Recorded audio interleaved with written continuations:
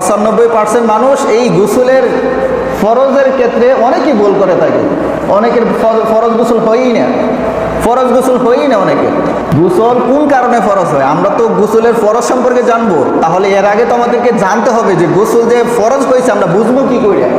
পানি নিয়ে গড়গড়াইয়া কুলি করবেন, এভাবে শুধু পানি নিয়ে ফালাই দিলে হইবে না, এভাবে একটু পানি নিয়ে গড়গড়াবেন। নাকে পানি দেওয়ার ক্ষেত্রে আমরা অনেকের নাকে পানি দেওয়া হয় না, ফরজ গোসলও হয় না। নাকে পানি দেওয়া হয় না, ফরজ গোসলও হয় না, আমরা শুধু পানিটা নিয়ে কি করি। আচ্ছা দেখেন, এখন আমরা আজকে শিখবো যে আজকে জানবো গোসলের ফরজ কয়টি। গোসলের ফরজ কয়টি? গোসলের ফরজ তিনটি। গোসলের ফরজ কয়টি? তিনটি। গোসলের ফরজ কয়টি? তিনটি। আমি প্রথমে তিনটা বলে নিই। কুলি করা, কি করা? গড়গড়াইয়া কুলি করা, নাকে পানি দেওয়া, সমস্ত শরীর ধৌত করা। এই তিনটা হচ্ছে গোসলের মধ্যে ফরজ। শুধু তিনটা ছোট ছোট কাজ, কি? গড়গড়াইয়া কুলি করা, এরপরে নাকে পানি দেওয়া, নাকে পানি পৌঁছানো নরম জায়গা পর্যন্ত, এরপরে সমস্ত শরীর ধৌত করা। এই তিনটা ফরজ গোসলের মধ্যে। তো আমরা জানতেছি যে গোসলের ফরজ। এখন আমাদের তো আগে জানতে হবে গোসল কি জন্য ফরজ হয়, গোসল কোন কারণে ফরজ হয়। আমরা তো গোসলের ফরজ সম্পর্কে জানবো, তাহলে এর আগে তো আমাদেরকে জানতে হবে যে গোসল যে ফরজ হয়েছে আমরা বুঝবো কি করে। কারণ এর তো কোনো কারণ তো আছে যে গোসল ফরজ হওয়ার কিছু মাধ্যম তো আছে। গোসল ফরজ হয় 5টি কারণে, অনেকে 6টি কারণ তুলে ধরছেন, তবে 5টির কারণে গোসল ফরজ হয়। এর মধ্য থেকে প্রথম নাম্বার হইতেছে গিয়া স্ত্রীর সঙ্গে মিলিত হইলে, অর্থাৎ যেটাকে বাংলা ভাষায় শুদ্ধ ভাষা বলা হয় সহবাস। তো যদি ওনার সঙ্গে বা স্ত্রীর সঙ্গে একত্রিত হয়, মিলিত হয়, তাহলে গোসল ফরজ হয়, তাহলে গোসল ফরজ হয়। 1 নম্বর গেল। গোসল ফরজ হওয়ার কারণের মধ্যে 1 নম্বর হচ্ছে স্ত্রীর সঙ্গে মিলিত হওয়া, মানে কি সহবাস করা।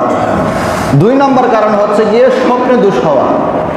2 নম্বর কারণ হচ্ছে স্বপ্ন দোষ হওয়া। স্বপ্ন দোষ হওয়া এটা যারা প্রাপ্তবয়স্ক বালেগ তাদের বেশি হয়ে থাকে, তবে বৃদ্ধ যারা আছে এদের যে হয় না এরকম না। পুরুষ যারা আছে অধিকাংশ সময় কি হয়ে যায়? স্বপ্ন দোষ হয়ে যায়। তো এই নিয়ে আলোচনা করলে আর অনেক লম্বা, অন্যদিকে চলে যাবে। তো 2 নম্বর কারণ হচ্ছে গিয়ে স্বপ্ন দোষ হওয়া। 3 নম্বর কারণ হচ্ছে গোসল ফরজ হওয়ার যে ঋতুস্রাব। ঋতুস্রাব মহিলাদের, অর্থাৎ মহিলাদের যখন মাসিক শুরু হয়, পিরিয়ড শুরু হয়, তখন তাদের উপরে ওই পিরিয়ড যখন বন্ধ হয়ে যায় তখন তাদের উপরে গোসল করা ফরজ, তখন তাদের উপরে গোসল করা ফরজ। এরপর 4 নম্বর কারণ হচ্ছে গিয়ে গোসল ফরজ হওয়ার সন্তান প্রসব হওয়ার পর সন্তানের যে প্রসব হওয়ার যে প্রসূতি রক্ত সেটা যখন বন্ধ হয়ে যাবে তখন ওই স্ত্রী লোকের গোসল করা তার উপরে ফরজ। 4টা কারণ পাইছি। 5 নম্বর কারণ হইতেছে মৃত ব্যক্তিকে গোসল করানো। জীবিতদের জন্য মৃত ব্যক্তিকে গোসল করানো, এটা হচ্ছে গিয়ে ফরজ। 5টা কারণ। আর অনেকে তুলে ধরছেন যে কি, যখন একজন ব্যক্তি বিধর্মী থেকে ইসলাম ধর্মে আসে, মুসলমান হয়, তখন তার উপরে গোসল করা ফরজ। এটা অনেক জায়গায় সুন্নত আখ্যায়িত করা হয়েছে, তবে এটাও আমরা ধরে নিতে পারি ফরজ। তবে মোট 5টা কারণ হইতেছে যে গোসল ফরজ হওয়া। 1 নম্বর হইতেছে স্ত্রীর সঙ্গে মিলিত হওয়া। 1 নম্বর কি?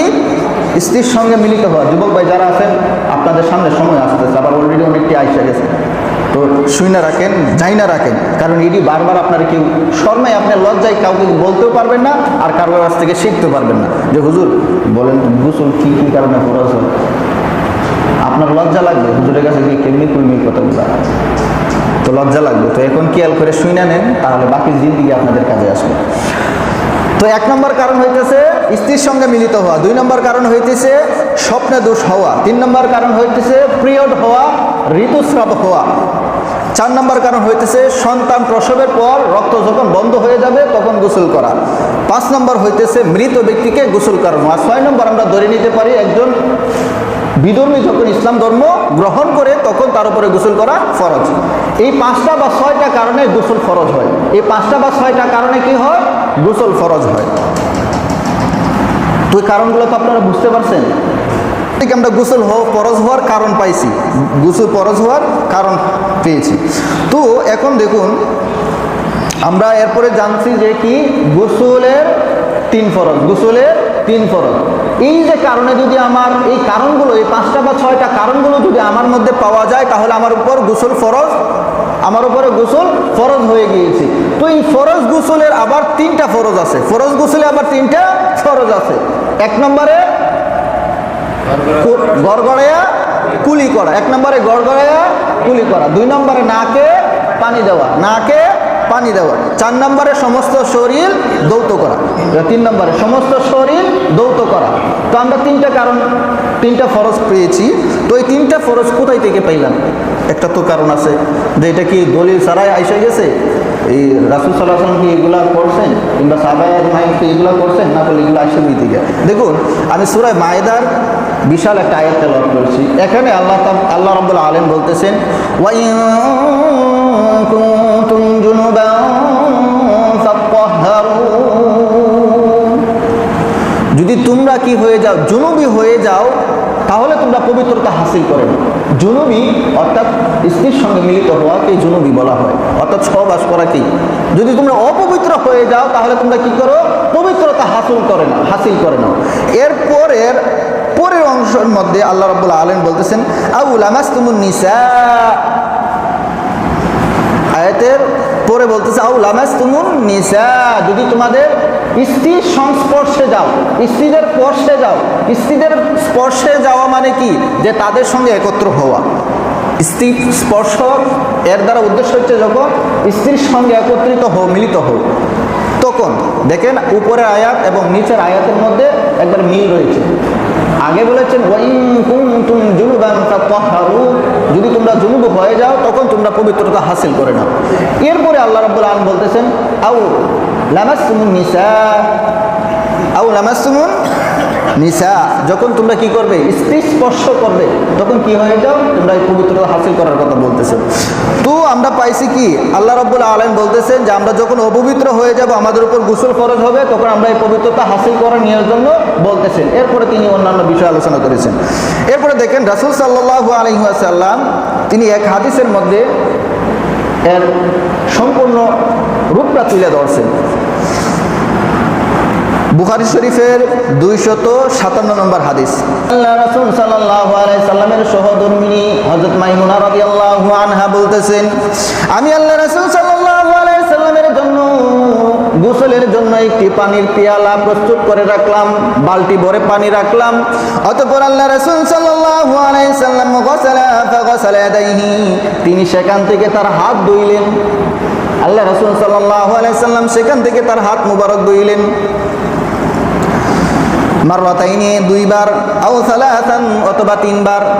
যে উনি বলতেছেন আমি বালতির মধ্যে পানি রাখলাম, রাখার পরে আল্লাহ রাসূল সাল্লাল্লাহু আলাইহি সাল্লাম সেখান থেকে পানি নিয়ে হাতগুলা ধুইছেন।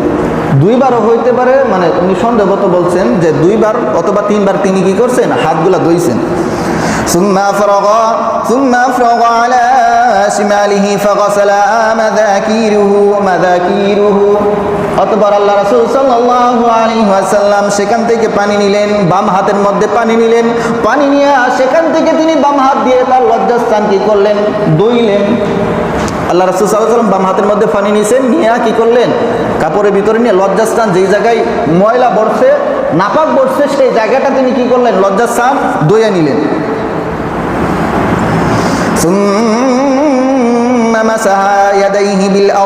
অতঃপর যে হাত দিয়ে ধুইছেন, এই হাতটারে কি করছেন? আবার মাটির মধ্যে নিয়ে একটু ঘষাঘষি করছেন। মানে ওইটা শুধু ওইখানে তো পরিষ্কার হয়েছে, আপনার হাতে ভরছে না, হাতে ভরার কারণে তিনি মাটির মধ্যে কি করছেন? একটু ঘষাঘষি করছেন, যাতে এই নাপাকটা হাত থেকেও দূর হয়ে যায়।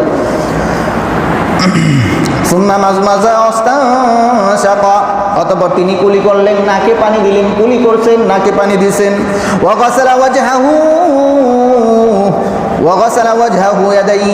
অতঃপর তিনি কি করলেন? ওয়াসালা ওয়াজহু, তার চেহারা ধুইলেন, ইয়াদাইহি, অতঃপর ওয়াদাইহি, এবং তার হাতগুলো ধুইলেন। সুম্মা আফাদা আলা জাসাদি, অতঃপর তিনি তার সমস্ত শরীর ধুইলেন। সুম্মা তাহাওয়ালা মিন মাকানি ফাগাসালা কদমাইহি। অতঃপর আল্লাহ রাসূল সাল্লাল্লাহু আলাইহি সাল্লাম যে স্থানের মধ্যে এই গোসলটা করলেন ওই স্থান থেকে একটু সরে আসলেন, সরে এসে সেখানে দাঁড়াইয়া এরপর রাসূল সাল্লাল্লাহু আলাইহি সাল্লাম তার পায়ের মধ্যে পানি ঢাললেন।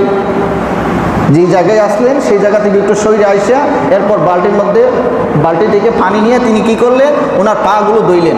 এর মানে এটা বোঝায় যে যেই জায়গায় তিনি গোসল করছেন ওই জায়গায় যে নাপাক পানি দিয়ে ধুইছে ওই জায়গাটার থেকে তিনি মানে উত্তম বশত তিনি কি করলেন, এখান থেকে সরে এসে তিনি একটু ভালো জায়গায় ওনার পাগুলো ধুয়ে নিলেন, যাতে এখানে নাপাকের কোনো স্পর্শই যাতে কি ওনার শরীরে না লাগে। সেই জন্য জায়গাটার থেকে সরে এসে কি করলেন, একটু পানি ডাইলে নিলেন।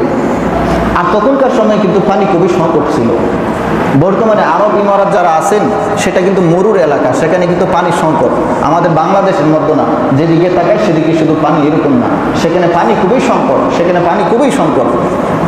তো আমরা কিন্তু আমাদের ওয়াশরুম বা বাথরুমের মধ্যে পর্যাপ্ত পরিমাণে পানি থাকে, সেখানে আমরা সুন্দর মতো আমরা তহরাত বা পবিত্রতা হাসিল করতে পারবো। তো দেখুন, এটা ছিল আল্লাহ রাসূল সাল্লাল্লাহু আলাইহি সাল্লামের গোসলের ফরজ হওয়ার পর তিনি যে গোসল করেছেন সেই গোসলের নিয়ম। তো রাসূল সাল্লাল্লাহু আলাইহি সাল্লাম তো কি করলেন, হাত ধুইলেন, এরপরে কি করলেন, তার চেহারা মাসে করলেন, এরপরে কি করলেন, তার লজ্জাস্থানও ধুইলেন, এরপরে তিনি মাটিতে হাত মারলেন, এরপরে তার এই হাতগুলা ধুইলেন, এরপরে জায়গা থেকে সরিয়ে গিয়ে কি করলেন, আবার পানি মারলেন, সমস্ত শরীরও ধুইলেন এবং কি পায়ের মধ্যে পানিও মারলেন। তো এখানে দেখা যায় অতিরিক্ত আমি কিছু পাইতেছি, অথচ আমরা জানছি যে কি গোসলের ফরজ কয়টা, তিনটা। গোসলের ফরজ কয়টা, তিনটা। খেয়াল করে শুনবেন, গোসলের ফরজ কয়টা পাইছি, তিনটা। এক নম্বরে গড়গড়ায়া কুলি করা, নাকে পানি দেওয়া, সমস্ত শরীর ধৌত করা। এই তিনটা থেকে আমরা অতিরিক্ত এখানে হাদিসের মধ্যে পাইতেছি। তো মুহাক্কিকিনগণ অন্যান্য হাদিস তারা অন্বেষণ করে এই তিনটাকে ফরজের বেলায় সাব্যস্ত করেছেন, এই তিনটাকেই ফরজের জন্য সাব্যস্ত করেছেন।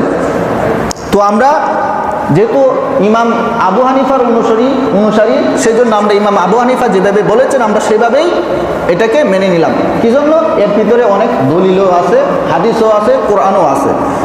তো গোসলের ফরজ আমরা তিনটা পাইছি। গোসলের ফরজ কয়টা পাইছি, তিনটা। এখন আমরা গোসল যে ফরজ হয়েছে, আমরা গোসল যে করব, এটার বেলা আমরা অনেকেই 99% বা 95% মানুষ কি করি, ভুল করি। 95% মানুষ ভুল করি। আমি কুলি করতেছি, আমার গোসল ফরজ হয়েছে, তো নিয়ম হইতেছে গিয়া গোসলের ফরজ তো আছেই, এর আগে আমি কি করে নিব, আগে ওই যে আমার যে জায়গায় যে জন্য গোসল ফরজ হয়েছে ওই স্থানটা বা ওই নাপাকটা আমি আগে দূর করে নিব। ওই নাপাকটা আগে কি করে নিব, দূর করে নিব। যে জায়গায় নাপাক লাগছে সেই নাপাকটা আগে আমি দূর করে নিব। দূর করার পর এরপর আমি আমার হাত দিয়ে তো দূর করছি, এরপর আমি আমার হাতগুলোকে পরিষ্কার করে নিব। আমি হাতগুলোকে কি করে নিব, পরিষ্কার করে নিব, যাতে এই হাতের নাপাক যাতে আমার অন্যান্য অঙ্গের মধ্যে না লাগে।